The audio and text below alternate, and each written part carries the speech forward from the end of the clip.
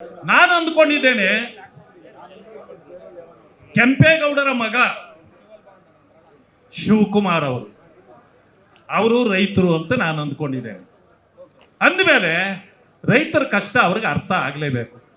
ಆದರೆ ನೀವು ಕುಮಾರಸ್ವಾಮಿ ಅವರ ಪದೇ ಪದೇ ಅವ್ರ ಹೆಸರು ಹೇಳಿ ಹೇಳಿ ಅವ್ರು ಮಾಡಿದ್ದು ಅದಕ್ಕೆ ನಾನು ಮಾಡ್ತೀನಿ. ಯಾಕೆ ಅವ್ರು ಮಾಡಿದ್ದೆಲ್ಲ ನೀವು ಮಾಡ್ತೀರಾ? ಹೋಗ್ಲಿ, ಕುಮಾರಸ್ವಾಮಿ ಮಾಡಿದ್ದೆಲ್ಲ ನಾನು ಮಾಡಲೇಬೇಕಂತೇಳಿ ಏನಾದರೂ ಚಾಲೆಂಜ್ ಹಾಕೊಂಡಿದ್ದೀರಾ? ಆಯ್ತಪ್ಪ, ಒಂದು ಕೆಲಸ ಮಾಡು, ಒಂದು 20,000 ಕೋಟಿ ರೈತರು ಸಾಲ ಮನ್ನಾ ಮಾಡಿದ್ರು ಅವ್ರು, ಅದಾದ್ರೂ ಮಾಡಿಬಿಡು. ಯಾಕೆ ಅದು ಬರೋದಿಲ್ಲ ನಿಮಗೆ? ನನಗೆ ಮಾನ್ಯ ಮುಖ್ಯಮಂತ್ರಿಯವರಾದ ಡಿ ಕೆ ಶಿವಕುಮಾರನ್ನ ನಾನು ಟೀಕಿಸಬೇಕು ಅಂತ ಅನ್ಸಲ್ಲ ನನಗೆ. ಯಾಕೆ ಗೊತ್ತಾ? ಬಹುಕಾಲದಿಂದ ಮುಖ್ಯಮಂತ್ರಿ ಆಗಬೇಕು ಆಗಬೇಕು ಆಗಬೇಕು ಅಂತ ಅದಕ್ಕೆ ನನಗೂ ಅಂತ ಕ್ಯೂರಿಯಾಸಿಟಿ ಇತ್ತು. ಇಷ್ಟೊಂದು ಹಠ ಹಿಡಿದಿದ್ದಾರೆ, ಏನೋ ಮನಸ್ಸಿನಲ್ಲಿ ಇದೆ ಸಾಧನೆ ಮಾಡ್ತಾರೆ ಅಂತ. ಆದ್ರೆ ಅವ್ರು ಕೈ ಹಾಕಿದ್ದೆಲ್ಲ ಫೇಲ್ಯೂರೇ. ನೀವು ನೋಡ್ತಾ ಬರ್ತಾ ಇರಿ. ನಮ್ಮ ಸರ್ಕಾರ ಇತ್ತು, ಯಡಿಯೂರಪ್ಪಾಜಿಯವರು ಮುಖ್ಯಮಂತ್ರಿ ಇದ್ರು. ಅದಾದ ನಂತರ ಬಸವರಾಜ ಬೊಮ್ಮಾಯಿಯವರು ಮುಖ್ಯಮಂತ್ರಿ ಆದರು. ಈ ನಮ್ಮ ಪಾಲಿಗೆ ಎಂತ ಸಂಕಷ್ಟ ಅಂದ್ರೆ ಈ ಕರೋನಾ ಬಂದು ನಮ್ಮನ್ನು ಆವರಿಸ್ಬಿಟ್ಟಿತ್ತು. ಹಂಗಿದ್ರು ಕೂಡ ಇನ್ನೇನು ಚುನಾವಣೆ ಹತ್ರ ಬರ್ತದೆ, ಕರೋನಾ ಸಂದರ್ಭದಲ್ಲೂ ಕೂಡ ಮೇಕೆದಾಟು ಮೇಕೆದಾಟು ಮೇಕೆದಾಟು ಶುರು ಮಾಡಿದ್ರು. ಏನು ಯಾರ್ದು ಪರ್ಮಿಷನ್ ಬೇಕಾಗಿಲ್ಲ, ಎಲ್ಲ ಪರ್ಮಿಷನ್ ಆಗೋಗಿದೆ.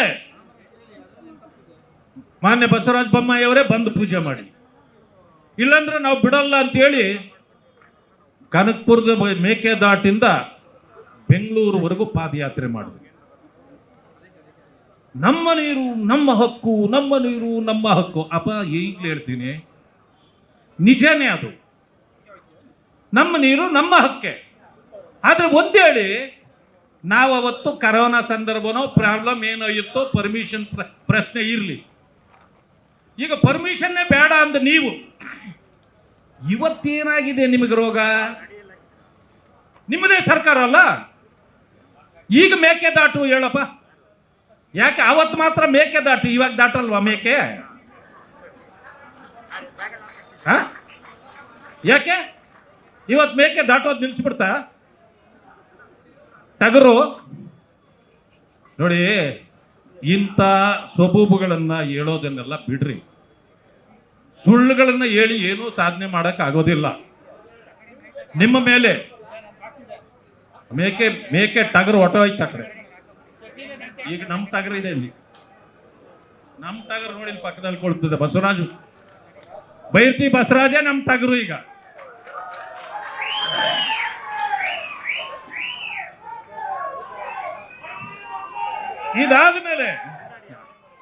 ಇದಾದ್ಮೇಲೆ ಈಗ ನಾನು ಅಂದ್ಕೊಂಡಿದ್ದೆ ಇನ್ನೇನೋ ಮನಸ್ಸಿನಲ್ಲಿದೆ, ಮತ್ತೇನೋ ಮಾಡ್ತಾರೆ ಅಂತ. ಮೊನ್ನೆ ಅವರಿಗೆ ಗೊತ್ತೇ ಇಲ್ಲ ತಿರುಪತಿಯಲ್ಲಿ ಇನ್ನು ಮೇಲೆ ನಮ್ಮ ಮಂತ್ರಿಗಳು ನಮ್ಮ ಶಾಸಕರು ಯಾರೇ ಹೋದ್ರೆ ಮೊದಲನೇ ಆರತಿ ನಮ್ಮದೇ ಅಂತಂದ್ರು. ಅದು ಯಾಕೆ ಅಂತಂದ್ರೆ ಮೈಸೂರು ಮಹಾರಾಜರು ತಿರುಪತಿಯ ದೇವರಿಗೆ ಹಲವಾರು ರೀತಿಯ ಸಹಕಾರ ಕೊಟ್ಟು ಸವಲತ್ತುಗಳನ್ನು ಒದಗಿಸಿದ್ದ ಕಾರಣಕ್ಕಾಗಿ ಆವತ್ತು ಅವರಿಗೆ ಆ ಸವಲತ್ತನ್ನು ಕೊಡಲಾಗಿತ್ತು. ಇದನ್ನು ಇವರು ತಿಳ್ಕೊಂಡು ಕೂಲಂಕುಷವಾಗಿ ಅದನ್ನು ಪರಿಶೀಲನೆ ಮಾಡದೆ ಒಂದು ಹೇಳಿಕೆ ಕೊಟ್ಬಿಟ್ರು. ಕೊಟ್ಟ ತಕ್ಷಣ ಅಲ್ಲಿಯ ಕಮಿಟಿಯ ಚೇರ್ಮನ್ ಅವರು ಏನ್ ಮಾಡಿದ್ರು ಗೊತ್ತಾ? ಈ ರೀತಿ ನೀವು ತೀರ್ಮಾನ ತಗೊಳ್ಳೋದು ತಪ್ಪು, ಅದು ಯಾವುದು ಇಲ್ಲ ಅಂದ್ರು. ಇಲ್ಲ ಅಂದ ತಕ್ಷಣ ಆಯ್ತಾಯ್ತು, ಆ ವಿಷಯಕ್ಕೆ ನಾನು ಕೈ ಹಾಕಲ್ಲ ಅಂದ್ಬಿಟ್ಟು. ಅಂದ್ರೆ ಮಾತಿನಲ್ಲೂ ಅವರು ಫೇಲ್ಯೂರನ್ನು ಮಾತ್ರ ಕಾಣ್ತಿದ್ದಾರೆ. ಇವತ್ತಿಗೆ 46 ದಿನಗಳಾಯಿತು ಅವರು ಮುಖ್ಯಮಂತ್ರಿಗಳಾಗಿ. 46 ದಿನಗಳಲ್ಲಿ ಅವರ ಸಾಧನೆ ಮಾತ್ರ ಶೂನ್ಯ. ಆವತ್ತಿನಿಂದ ನೋಡ್ತಾ ಇದ್ದೀನಿ ನಾನು. ಅವರ ಅಧಿಕಾರಕ್ಕೆ ಬಂದ ದಿವಸದಿಂದ ಬಿಡದಿ ಬಿಟ್ಟು ಬೇರೆ ಯಾವುದೂ ಮಾತಾಡ್ತಾ ಇಲ್ಲ.